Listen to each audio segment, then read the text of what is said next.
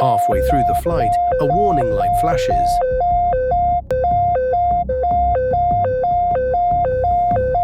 Fuel pressure low. Left engine. A few seconds later, another light. Right engine. 2 fuel pumps, both showing low pressure. On a brand new plane, it seems impossible.